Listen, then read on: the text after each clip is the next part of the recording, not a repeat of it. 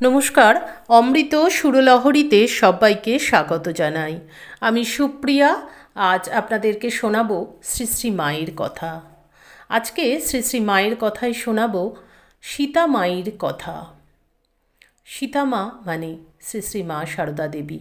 আজ আমরা শুনব সেই বিষ্ণুপুরের স্টেশনের মধ্যে মা যাকে দীক্ষা দিয়েছিলেন এবং তিনি সীতামাই কি জয়, সীতামাই কি জয় বলে জয়ধ্বনি দিয়েছিলেন, মাকে প্রণাম করেছিলেন। এক দেখাতেই মা যাকে স্টেশনে দীক্ষা দিলেন, তাঁর স্মৃতিতে শ্রী শ্রী মা। চলুন তাহলে শুরু করি। তার নাম হলো প্রহ্লাদ লোহার। প্রহ্লাদ লোহারের জন্ম আনুমানিক 1890 খ্রিস্টাব্দে। তিনি 1954 সালে 64 বছর বয়সে প্রয়াত হন। 1910 সালে বিষ্ণুপুর স্টেশনে শ্রী শ্রী মায়ের কুলি সংশ্লিষ্ট ঘটনাকালে তার বয়স ছিল 20 বছর। তিনি বিষ্ণুপুর স্টেশনের নম্বরধারী কুলি AER 14 তার নাম্বার ছিল। এই প্রহ্লাদ লোহার প্রয়াত হলে তার বড় ছেলে তীর্থনাথ লোহার এই নাম্বারটি পেয়েছিলেন। তীর্থনাথ কর্মরত অবস্থায় মারা গেলে এই নাম্বারটি প্রহ্লাদ লোহারের ছোট ছেলে কীর্তিবাস পায়।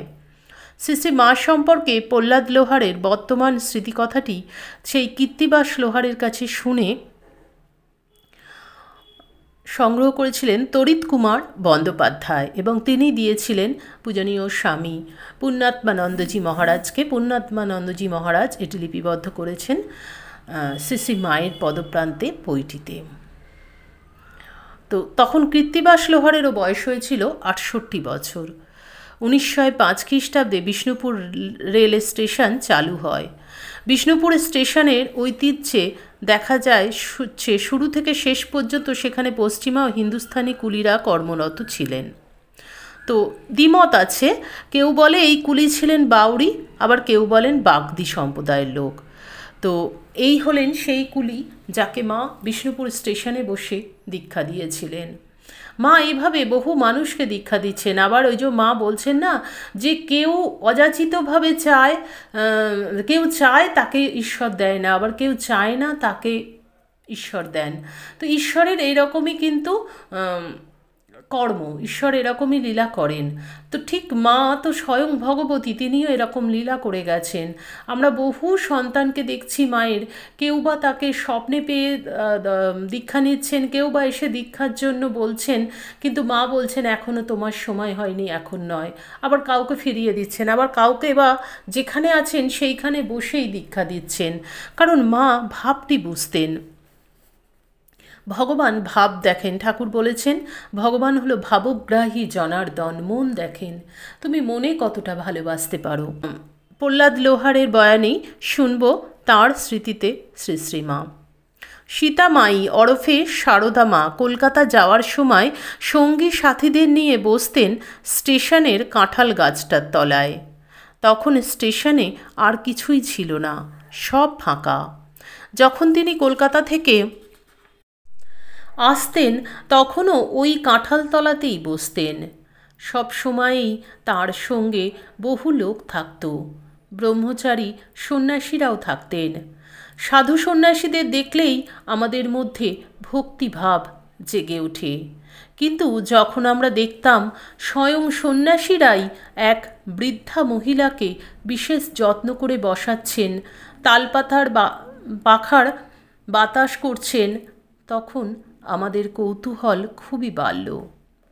নিজেদের মধ্যে বলাবলি করতে লাগলাম উনি কে।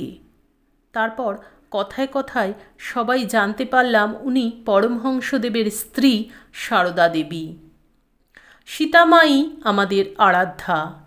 তাকে দেখে আমার মনে হয়েছিল তিনিই স্বয়ং সীতামাই। আমাদের সম্প্রদায়ের সবাই রাম সীতার ভক্ত, আমিও ছিলাম সীতামাইয়ের ভক্ত। সেদিন মায়ের পদপ্রান্তে প্রণাম নিবেদন করে হাপুস নয়নে খুব কেঁদেছিলাম। তিনি কৃপা করে আমাকে মহামন্ত্র দান করেছিলেন। আমাদের সম্প্রদায়ের কাছে রামায়ণ খুব প্রিয়। বিষ্ণুপুরের এক প্রান্তে লোহার পাড়া। বিষ্ণুপুরের এক প্রান্তে লোহার পাড়া। একটি পুরনো রামায়ণ আমাদের বাড়িতে আছে। রামায়ণটি বাংলা কৃত্তিবাসী রামায়ণ। পুরুষেরা সবাই রামায়ণ পড়তে পারে। যে কাঁঠাল গাছের তলায় বসতেন সেই কাঁঠাল গাছের কাঁঠালগুলো ছিল বিস্বাদ, দেখতেও ছোট ছোট। কেউ কখনো খেত না। আমার মনে হলো মা সারদা যে গাছের তলায় বসেন সে গাছের ফল কি অমন স্বাদের হয়? একবার গাছে খুব কাঁঠাল ধরল। আমি গাছের গোড়ায় গোবর সার দিয়ে গোড়াটা বেঁধে দিলাম।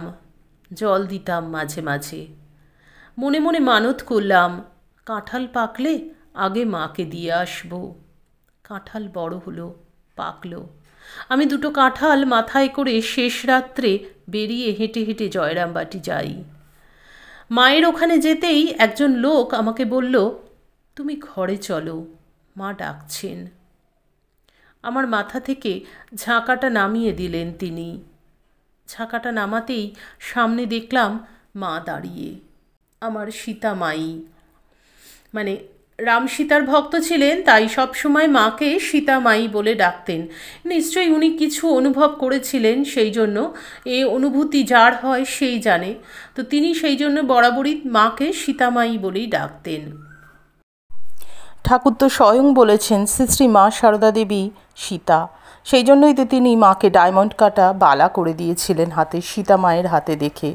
এবং ঠাকুর রাম, সেজন্য মা সারদা দেবী তো সীতা হবেনি। তাই তিনিও দেখলেন মাকে সীতা রূপে। বলছেন, আমি তার পায়ের কাছে গড় হয়ে প্রণাম করে উঠে দেখি আমাদের মা। বললেন, বাবা, এত দূর পথ কি অত ভারী জিনিস নিয়ে আসে? অত রাতেই বা কেন বেরোলে বাবা? কত কষ্ট হয়েছে বাছার। বাবা, তুমি জল খাও। এই বলে তিনি আমার হাতে ছোলা, গুড় ও দুফালি শসা দিলেন। আমি সেগুলো খেয়ে জল খেলাম। কি অমৃতই যে লেগেছিল। পরে মাকে একা পেয়ে বলেছিলাম, মা, কাঁঠাল এক কোয়াও অন্তত খাবেন। আমি আপনার নামে মানত করেছি। মা বললেন, হ্যাঁ বাবা, আজই ঠাকুরকে দেব, তোমরাও ঠাকুরের প্রসাদ নেবে। সেদিন যখন ভাত খেতে বসলাম, মাই আমাদের পাতে কাঁঠাল দিলেন। কি অপূর্ব স্বাদ হয়েছিল সেই কাঁঠালের। এমন স্বাদু কাঁঠাল আর জীবনে খাইনি। তার কিছুদিন পর মায়ের শরীর অসুস্থ হলো। তিনি যখন কলকাতা যান, আমরা সবাই তাকে বিষ্ণুপুরে রেলগাড়িতে তুলে দিলাম। তিনি হাত তুলে আমাদের আশীর্বাদ করলেন। তারপরই শুনলাম মা আমাদের ছেড়ে বৈকুণ্ঠে চলে গেছেন। তবু এখনও জয়রামবাটি যাই, মায়ের ঘরের কাছে ঘুরি। সেখানেও তো মায়ের পায়ের ধুলো আছে। সারদা মা সত্য সত্যই আমাদের সম্প্রদায়ের ইষ্টদেবী সীতা মাই। নইলে আমি যে রাত ভরে বেরিয়েছি তা তিনি জানবেন কি করে? সত্যি মায়ের যে কোনো ঘটনাই শুনছি সবটাই যেন কেমন একটা অলৌকিক। কারণ তিনি নিজেই বলছেন যে আমি সম্ভবত কোনো মানুষ নরদেহে এসেছেন, কিন্তু তিনি নিজেই বলছেন আমি মানুষ নই। মানুষ হলে কখনো এত সহ্য করতে পারে? এত কিছু ঘটে? তো মায়ের সঙ্গে সত্যি যা কিছু ঘটছে আমরা দেখছি তো অসাধারণ সব ঘটনাগুলোই। সব ঘটনাগুলোতেই অলৌকিকত্ব রয়েছে অনেক। এই যে কাঁঠাল গাছের কথা বললাম, যে কাঁঠাল গাছে স্বাদ হতো না, যে কাঁঠাল গাছে বিস্বাদ কাঁঠাল হতো, সেখানে মিষ্ট কাঁঠাল হলো। আবার মা যখন ওই কুলি নিয়ে এলো, মা কি করে জানলেন? সে তো বলেনি যে রাত ভরে বেরিয়েছে। তো এই সমস্তগুলো যত আমরা আলোচনা করি, যত স্মরণ মনন করি, যত অনুধ্যান করি, তত দেখি গায়ে কাঁটা দেয় মায়ের এই সমস্ত অলৌকিক ঘটনাগুলো জানলে। আশা করি আমাদের আজকের আলোচনায় আপনারাও সমৃদ্ধ হলেন, আপনাদেরও ভালো লাগলো। ভালো লাগলে প্রতিদিনের মতন লাইক, কমেন্ট, শেয়ার করবেন। যারা চ্যানেলটি সাবস্ক্রাইব করেছেন তাদেরকে অসংখ্য ধন্যবাদ। যারা আমাদের চ্যানেলের নতুন বন্ধু তাদের কাছে অনুরোধ রইল চ্যানেলটি সাবস্ক্রাইব করে পাশে থাকবেন। আজকের মতন এখানেই বিদায় নেব। ঠাকুর মায়ের কৃপায় আপনারা সকলে খুব ভালো থাকুন, সুস্থ থাকুন, সকলের মঙ্গল হোক, সকলের ভালো হোক। ঠাকুর মায়ের চরণে আভূমি লুণ্ঠিত প্রণাম জানিয়ে আজকের ভিডিও এখানেই শেষ করছি। আবার আপনাদের সঙ্গে দেখা হবে আগামী ভিডিওতে। হরি ওম তৎসৎ। শ্রীরামকৃষ্ণ অর্পণমস্তু। জয় মা শারদেশ্বরী। জয় তু স্বামীজি মহারাজ।